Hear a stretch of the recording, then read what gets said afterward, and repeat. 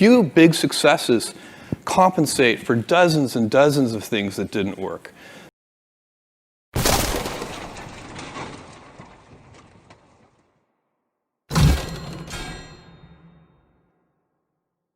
So, bold bets, AWS, Kindle, Amazon Prime, our third-party seller business, all of those things are examples of bold bets that did work, and they pay for a lot of experiments.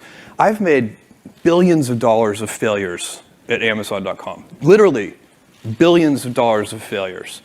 And you might remember Pets.com or Cosmo, or give myself a root canal with no anesthesia very easily. None of those things are fun, but they don't matter. Part and parcel with ownership is a mentality of long-term thinking. Owners think longer term than renters do. So I have a friend who rented his house to some tenants, and instead of getting a Christmas tree stand at Christmas, they just nailed the Christmas tree into the hardwood floors of the house. No owner would ever do that. And but sometimes that's a bad tenant. They're good tenants, but that's a bad tenant, and it's because this is the same old thing about nobody ever washed a rental car, and you take better care of the things that you own, but one of the responsibilities of ownership, and definitely deep inside the Amazon culture, is to think about the fundamentals of the business and not the daily fluctuations in the stock price. There's no information in it. My main job today is I'm kind of I work hard at helping to maintain the culture. A culture of high standards, of operational excellence, of inventiveness, of willingness to fail, willingness to make bold experiments. I'm the counterbalance to the institutional no who can say yes. But I won't, I'm not going to be here forever. Amazon is many of the traits that make Amazon unusual are now deeply ingrained in the culture. In fact, if I wanted to change them, I couldn't. If I decided tomorrow that I wish Amazon did less pioneering and more close following, I couldn't do it. The culture cultures are self-reinforcing, and that's a good thing. The people who come to the company, sometimes people come to the company and they find Amazon very boring because we don't have enough, competitive zeal. We don't wake up. Some annual planning processes in some companies literally start with who are our 3 biggest enemies, and then here's how we're going to hold them at bay or defeat them. And we don't have such a list at Amazon. It's not how our annual planning process works. And so, but if you're, on the other hand, if you're the kind of person who gets up in the morning and says, in the shower time, what can we invent for customers and what can we do differently and how can we improve that experience and so on, then it's going to be a playground. I still run into work, by the way. If you want to do more of something, make the friction less. If you want to do less of something, make the friction more. If there's a particular snack food that you like a lot and it's making you fat, put it on the top shelf where it's harder to get to, and you'll eat less of it. So don't leave it on your kitchen counter. Business is very situational, and so rules of thumb are good, but they have to be applied to the right situation. So sometimes the old maxim that you should stick to the knitting is correct, but sometimes the adage that you should stick to the knitting is wrong. And a senior leader's job is to figure out in which situation are you. I always tell our most senior executives at Amazon, because you're a senior executive, you have more control over your environment, and you should have less stress. If senior executives are saying I'm so stressed out, I tell them, look, you shouldn't be stressed out. Stress comes from a lack of control. And because you're a senior exec, you have more control of your environment. Figure out what it is that's causing you stress, and figure out how to do less of it. Bring somebody on your team who's good at that or who likes doing it, and have them shore you up in that regard. I'm focusing on those things that I think make Amazon unusual. Genuine customer obsession. So like every single thing you just mentioned, when our senior executives sit down and review those programs, they're looking for customer obsession. How is it?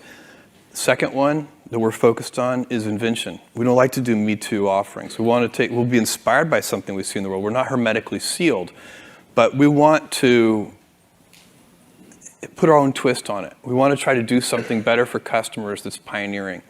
So where is the invention? Why is this going to be better for customers than the already whatever is serving that need in the world today?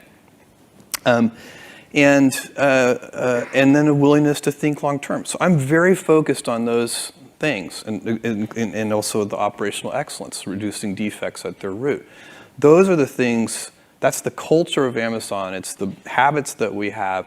Those are the things I'm focused on, and those are the things that all of our senior people are focused on. They've been at the company for a long time, and I'm incredibly lucky because I get to work with what are effectively paid volunteers. The senior team at Amazon, most of them have been in the company for 10 plus years, and they've ridden the stock appreciation of Amazon. They can all go, sip pina coladas on a beach for the rest of their life if they want to, and I'm very grateful to them that they choose not to, because they do it because it's fun, and we're building things. We have so many talented people, and the common thread in all of those things is our approach. And so, Amazon Web, I would definitely advise a small startup company to be as narrow and as focused as is possible to be. If you look at the original Amazon business plan, there was no hint of anything other than books in it, and it was not on my radar. I was thinking I wanted to build an online bookstore. That was it. And it worked way better than I thought it would, and we launched music, and that worked better than I thought it would, and we launched videos. I think it's so long ago I can really remember. I think it was actually VHS tapes. Is that possible? And that worked better than we thought it would. And then I sent email to customers. So I picked about 1,000 customers, and I said, besides the things we sell today, books, music, and video, what would you like to see us sell? And the list came back incredibly long tail. It was almost like whatever was on their mind at the moment. It was like, I wish you sold windshield wipers for my car. And I was like, really? Windshield wipers? That wasn't done in the business plan, but that's an interesting idea. And so today, we basically, if you're buying your windshield wipers anywhere else, you're probably getting ripped off. So it's been, kind of one foot in front of the other. And then sometimes, we expand into new areas in two ways. One is kind of, from a customer need. We will work from a customer need to the skills that we need. And the other one is skills forward, from a skill set we have to a new set of customers. So Kindle is an example of a customer need, and so we don't have any hardware skills. We've been doing this for 10 years now, but if you go back in time 10 years, we had no hardware team. We had to hire somebody to lead our hardware group, and then build a hardware team and build some institutional competence at it, and so on. That's a customer need backwards approach. And then skills forward, a great example of that is Amazon Web Services. We had the skills to do AWS. We had probably more distributed computing expertise than anybody else in the world because of the transactions. Transaction systems are so complicated and hard to build, and we had a service-oriented architecture of great complexity, probably before anybody else.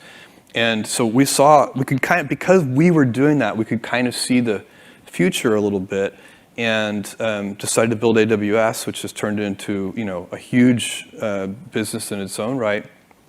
And that is if you were always again, one of my jobs as the leader of Amazon is to encourage people to be bold. And people love to focus on things that aren't yet working. And that's good. It's human nature. That kind of divine discontent can be very helpful. But it's incredibly hard to get people to take bold bets. And you need to encourage that. And if you're going to take bold bets, they're going to be experiments. And if they're experiments, you don't know ahead of time whether they're going to work. Experiments are, by their very nature, prone to failure. But a few big successes compensate for dozens and dozens of things that didn't work. Warren Buffett has this great quote. He says, you can hold a rock concert, and that's okay. And you can hold a ballet, and that's okay. Just don't hold a rock concert and advertise it as a ballet. Investors come in all shapes and sizes. They have different investment horizons, different approaches, different beliefs about what the right kind of portfolio looks like. And so it's not one, people use Wall Street as a shorthand, but there isn't one type of investor. They come in all shapes and sizes. And you have to be super clear about what kind of company you're trying to build, what your approach is. We laid that out in our 1997 annual shareholder letter. We said we were going to take big bets. We said they were going to fail. We said some of them hopefully were going to work.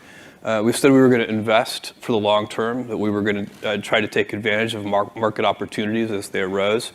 And there's a certain kind of investor who is aligned with that approach. And so, again, you can hold the ballet or the rock concert, and both can work. Just be clear about which one you are, and then people can self-select.